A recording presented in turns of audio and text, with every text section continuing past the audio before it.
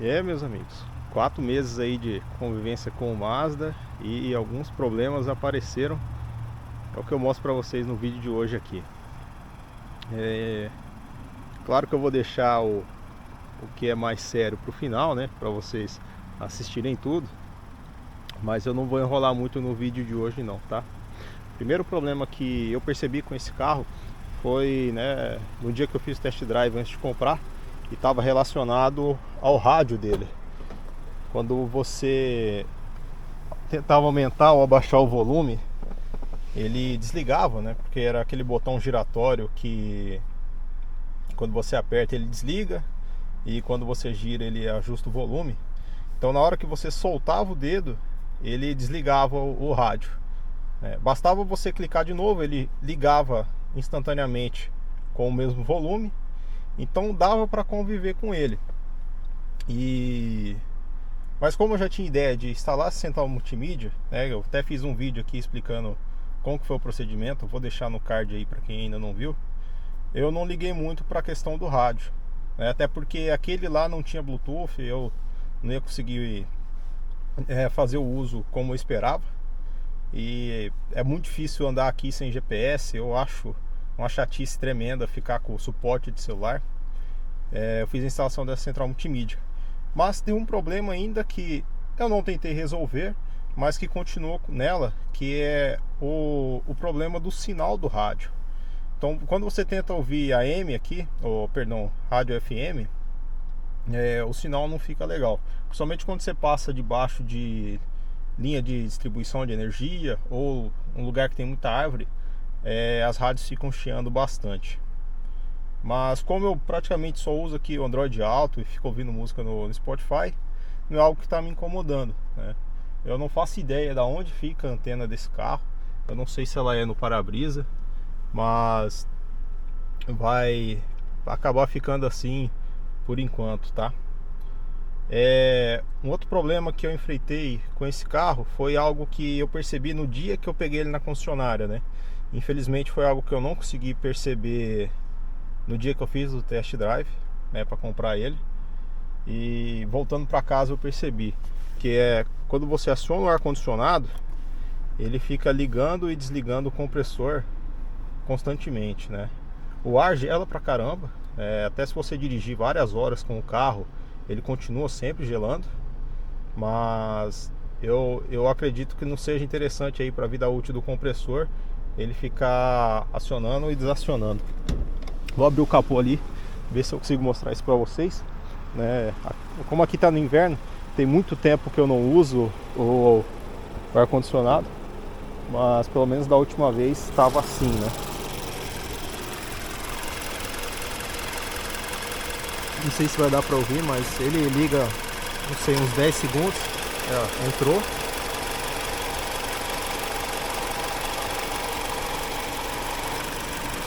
Já desligou novamente. Eu acredito que possa ser uma falta de gás aí e o pressostato esteja desacionando o sistema, né? Porque a pressão está muito baixa. Mas eu vou deixar para resolver isso ou procurar um especialista aí quando voltar a esquentar o tempo, né? Porque agora, sei lá, faz 12, 13 graus no máximo e muitos dias está sendo abaixo de zero. Então não tem feito falta aí, né? Apesar de estar funcionando muito bem, eu acabo ficando com dó de usar o carro dessa maneira. E agora vou mostrar para vocês o problema mais sério, né? O que mais tem me incomodado é lá no porta-malas. Então, no dia que eu fui instalar a câmera de ré aqui, né, que veio junto com a central multimídia,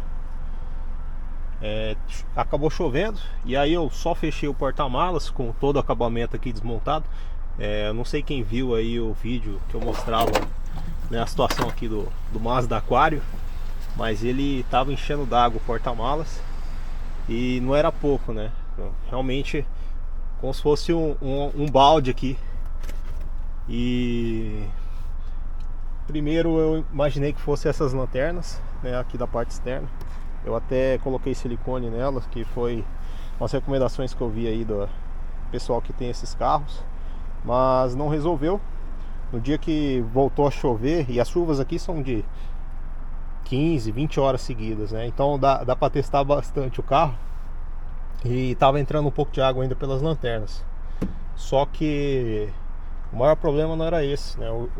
O silicone tinha melhorado bastante, mas a junta estava toda rachada, né? Então a água acabava infiltrando ali. Tem um material de borracha que vai no fundo da lanterna e que apoia aqui. Eu vou deixar de sobreposição aí para vocês. E aí eu removi, comprei o material, refiz a junta. Só que o primeiro material que eu comprei era muito grosso, eu tive que refazer novamente com um mais fino. E eu coloquei também silicone depois novamente, porque só a junta na segunda tentativa tinha melhorado muito, mas ainda assim estava ficando úmido por dentro da lanterna aqui dentro do porta-malas, né? E aí eu fiz isso daí agora com silicone. A primeira vez eu coloquei bem menos silicone e foi praticamente impossível de tirar a lanterna do lugar. Eu tenho certeza que agora, se eu precisar tirar, ela não vai sair sem quebrar. Mas por onde estava entrando água com grande volume mesmo, era nessa lanterna de freio aqui, né? Aqui tem um tampão, eu não montei ele aqui já para mostrar o vídeo para vocês. E aí eu resolvi tirar para ver se por aqui estava entrando água. E além das lanternas aqui de ré, que elas estão tão suadas porque estava bem suja, eu tirei, lavei, acabou entrando água e não secou direito ainda. Essa lanterna de freio era a grande vilã da situação. O dia que eu desmontei esse acabamento, aqui estava muito molhado e acabou molhando aqui também a máquina que abre o porta-malas, né, que é a fechadura também. E o carro começou a acusar que a tampa do porta-malas estava aberta, né? E aí eu fiquei com medo de ter estragado essa peça, porque ela é o motor da abertura elétrica, ela é a trava e ela tem esse sensor, né? Na verdade é uma chave que quando você bate o porta-malas ela abre o contato ali e indica que o porta-malas está fechado. Eu fiquei com medo de ter que trocar isso daí. Felizmente eu só limpei o contato desse conector aqui e resolveu, né? Aí eu removi tanto as lanternas de ré quanto essa de freio e passei silicone nelas, né? Essas aqui, as de ré, elas têm uma junta igual a essa da lateral, mas o desenho era muito complicado para eu fazer uma outra junta, né, com o material que eu comprei, e eu acabei passando só silicone. E eu acredito que resolveu, porque da última chuva que deu aqui, nada dessa parte molhou, tá? Mas dentro dessa lanterna aqui de freio, bem aqui assim, ela tem uma junta de borracha que vai dentro de um recorte da lanterna, né? Eu vou mostrar para vocês aí os takes que eu tinha feito. A ideia era fazer um shorts ou algo assim, mas o sistema deu mais trabalho do que eu imaginava e não ia dar tempo de falar tudo, né? E aí a minha esposa até me ajudou aqui, que ela tem um pouco mais de habilidade com essas coisas. Fizemos uma junta nova com o mesmo material que eu usei nas externas e eu passei bastante silicone aqui. Não entrou mais água pelas lanternas, né? Mas na última chuva, que não entrou água pelas lanternas, que o acabamento do porta-malas ainda aqui estava todo desmontado, tinha um pouquinho de escorrido daqui assim, né? Vinha da parte de cima. Eu não consegui identificar de onde era para cima das lanternas, então não está relacionado a isso. Mas assim, era muito pouca água. E eu acredito que tenha sido muito porque tinha um feltro aqui que é debaixo do step e ele ficava todo encharcado, né? E faz o carro feder mofo. Eu tirei ele e como ele estava sempre molhado, acabava condensando aqui, né? Até os dias que tá sem esse acabamento e com temperatura negativa, a hora que você abre o porta-malas, aqui ficava cheio de gelo, né? Que a água acaba condensando aqui onde está mais gelado. E então eu acredito que aquele pouquinho de água que ainda veio na última chuva tenha sido uma questão de condensação.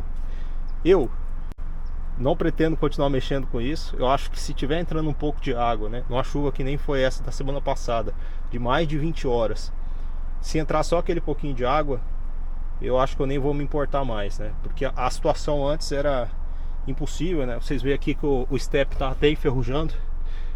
Depois eu vou ter que repintar ele aqui. Esse aqui é os pedaços do feltro que sobrou nele aqui, realmente nojento. E aí eu usei esses drenos aqui, eu tirei os drenos para fazer uma lavagem.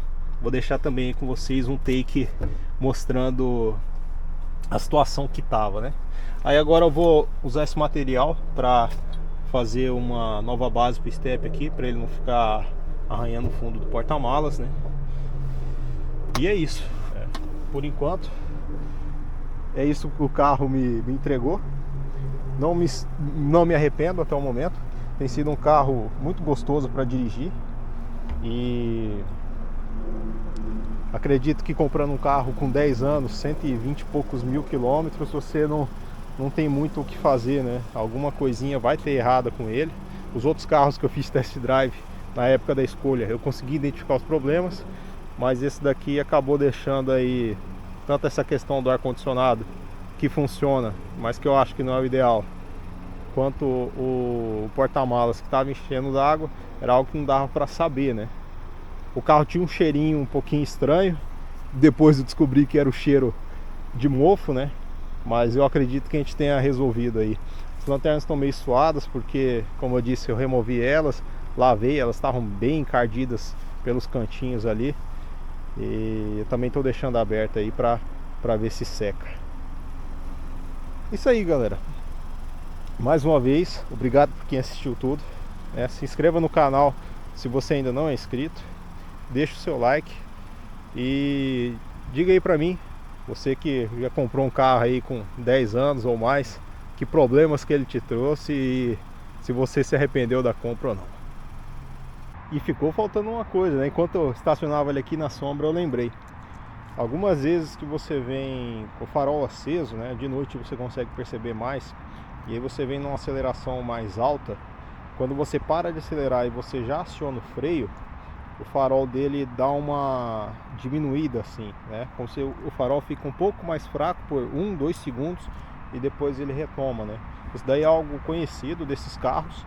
Muita gente convive com ele e pronto, mas parece que existe um boletim de reparo da Mazda que eles fazem uma modificação no módulo que resolve isso daí e era gratuito. Eu preciso ainda pegar com tempo, ir no concessionário e ver qual é que é aí, se eles fazem esse serviço, se é realmente gratuito. Mas o antigo dono ou nunca percebeu ou simplesmente não se importou com isso daí.